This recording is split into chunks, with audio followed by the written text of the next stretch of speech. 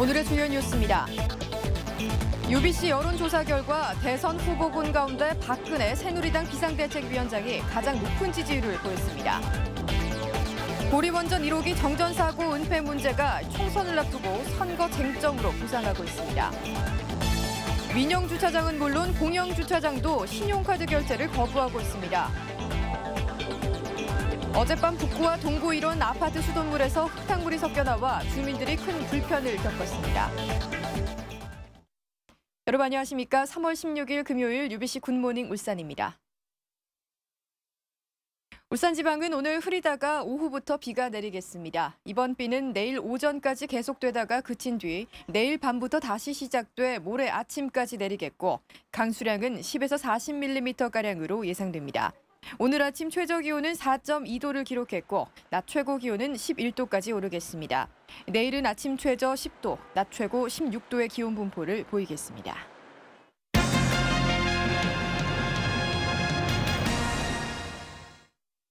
UBC 울산방송이 실시한 여론조사에서 울산 지역에서는 대선 후보로 박근혜 새누리당 비상대책위원장이 가장 높은 지지율을 기록했습니다. 당 지지도에서도 새누리당이 압도적으로 높게 나왔습니다. 선우석 기자입니다. 대선 유력주자로 거론되고 있는 인물들 가운데 누구에게 가장 호감을 느끼느냐고 물었습니다.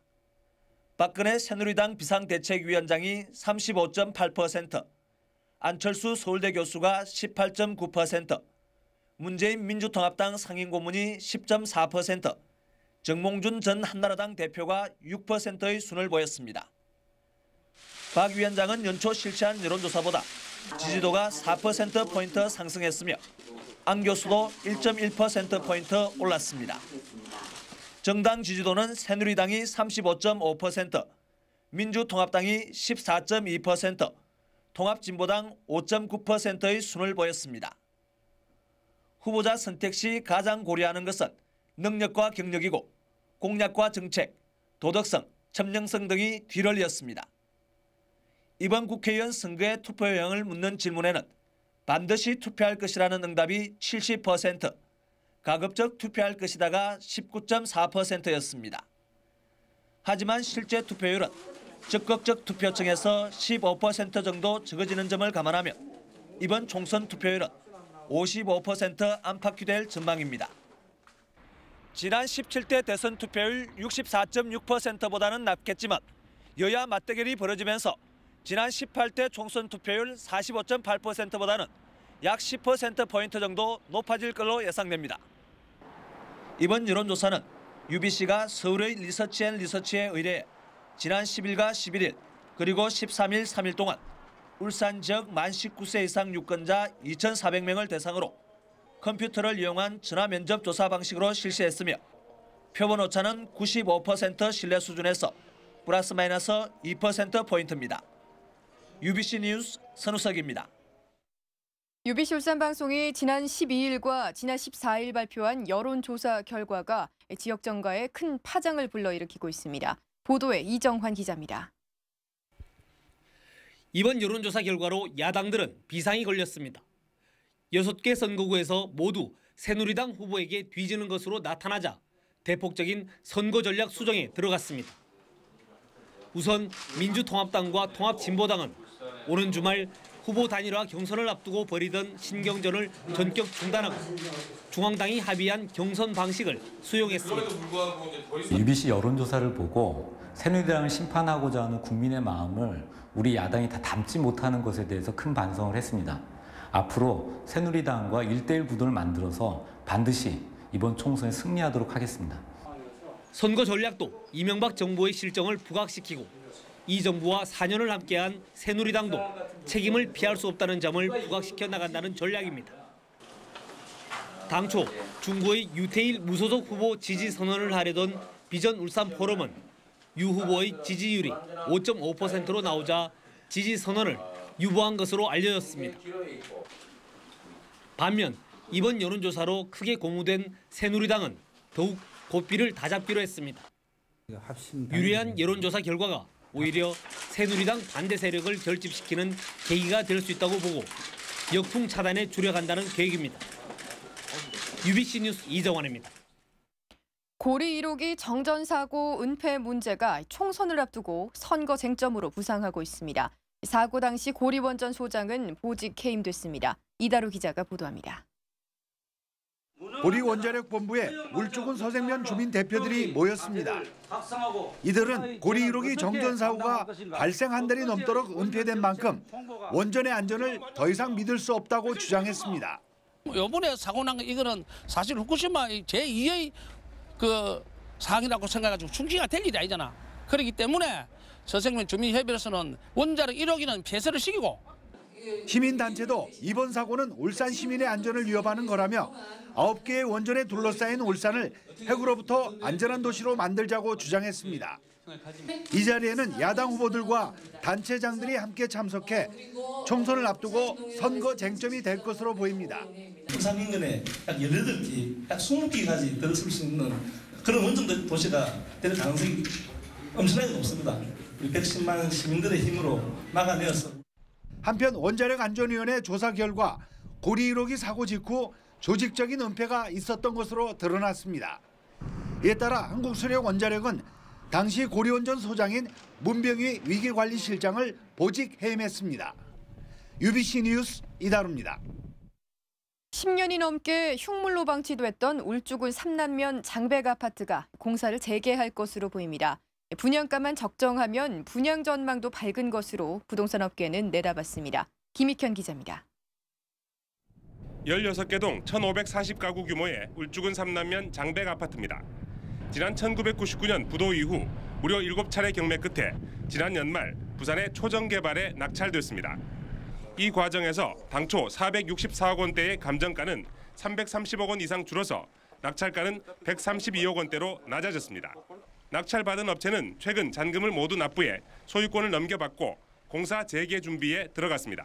부산 지역에 이제 대표적으로 이 흉물 이걸 빨리 정리하고도 우리도 뭐 장사니까 빨리 하는 건 좋지만은 근본적인 여러 가지 계획을 좀 잡아가지고 주민들 의견도 좀 수렴하고 이래가지고. 하지만 사업 추진을 위해서는 건축주 명의 변경과 안전 진단, 분양 승인 신청 등 적지 않은 절차가 남아 있습니다. 게다가 공사 현장에서 대치 중인 시공 채권단과의 협의도 필요해 보입니다.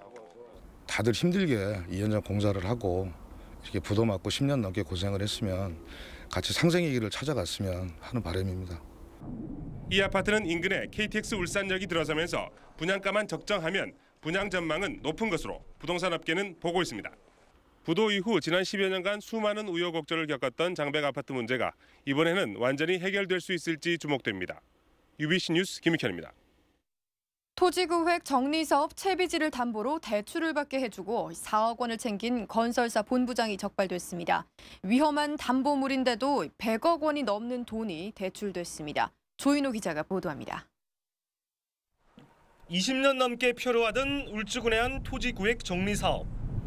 하지만 53살 정모 씨가 시공사 계약직 본부장에 영입되면서 이 사업은 급물살을 탔습니다.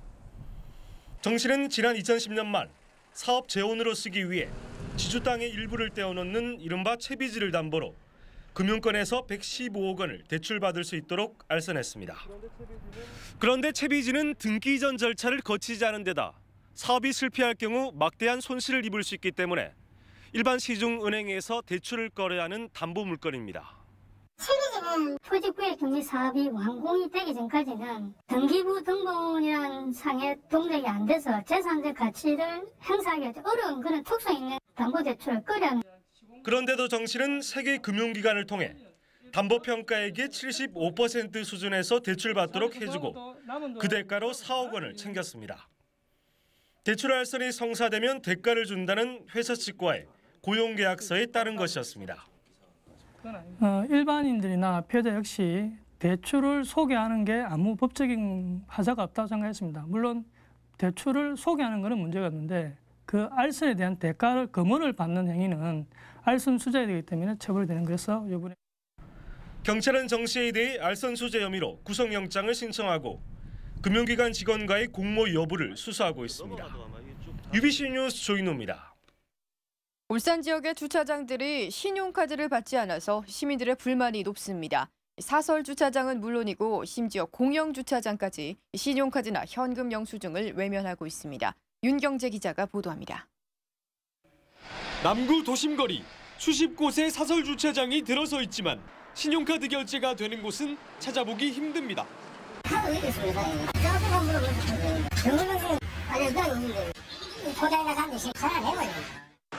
일반 상가와 달리 지자체에 등록하지 않고 신용카드 의무 규정도 없어 보란듯이 배짱 영업을 하고 있는 겁니다. 공영주차장도 사정은 마찬가지. 울산 지역 유료 공영주차장 105곳 역시 대부분 신용카드 결제나 현금 영수증 발급이 되지 않고 있습니다. 시청과 남구청 등 유료 주차장을 운영하는 주요 관공서 또한 현금만 사용할 수 있습니다. 공용에서 그거 안 된다 하는 건 말도 아니지. 편의점들도 1,000원, 2,000원 다 되는데 이 공영주차장이 안 되는 건 잘못된 거죠. 이처럼 시민 불편이 잇따르자 서울과 인천 등 주요 지자체들은 신용카드 결제를 시작했고 부산은 공영주차장의 요금은 교통카드로 지불할 수 있도록 하고 있습니다. UBC 뉴스 윤경재입니다.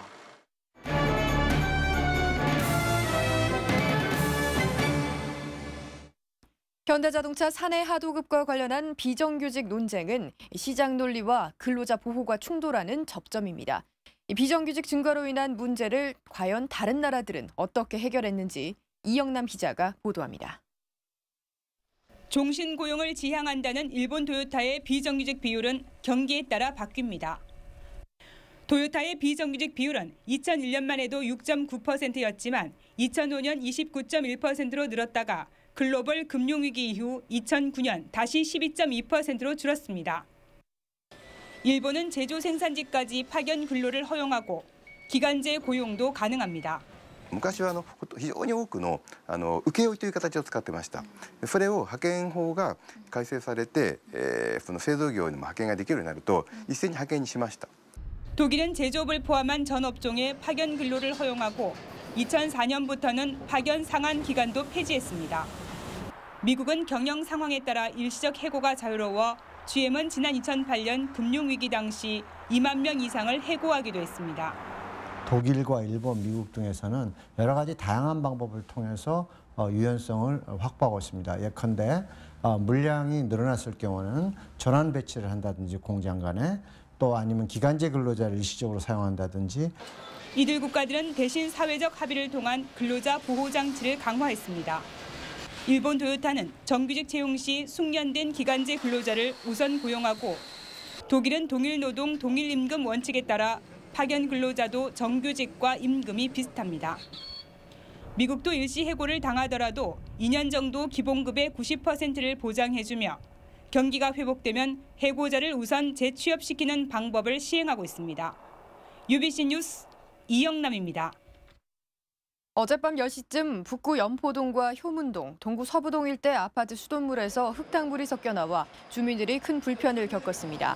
상수도 사업본부는 그제 낮 중구 동천로와 북구 효문 사거리 인근 우수관로 설치 공사를 하면서 수돗물에 흙탕물이 섞였다며 보수 작업이 마무리돼 더 이상의 피해는 없을 것이라고 밝혔습니다.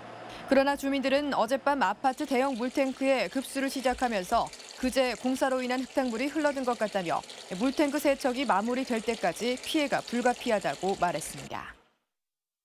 울산 지역의 실업률이 9개월 만에 3%대로 진입했습니다. 동남지방통계청에 따르면 지난달 울산 지역의 실업률은 3.3%로 1월보다 1.1%포인트 올랐습니다. 실업률이 3%대로 올라선 것은 지난해 5월 3.4% 이후 처음으로 졸업 시즌과 맞물리면서 구직 희망자가 늘어난 데 따른 것으로 풀이됩니다. 울산 지역에서 배출되는 화학물질 가운데 하천으로 배출되는 양이 전국에서 가장 많은 것으로 나타나 수질 관리에 비상이 걸렸습니다. 환경부에 따르면 2010년 울산의 화학물질 하천 배출량은 55톤으로 국내 전체 배출량인 152톤의 36%를 차지해 16개 시도 가운데서 가장 많았습니다. 대기 배출량은 7,801톤으로 11,581톤의 경남에 이어서 2위였습니다. 상승 가도를 달리고 있는 울산 현대가 오늘 저녁 7시 문수구장에서 성남 일화와 격돌합니다. 울산은 초반 포항과 경남을 연파한 상승세를 몰아 오늘 경기도 견고한 수비와 날카로워진 공격진의 철퇴 축구로 승리를 챙긴다는 전략입니다.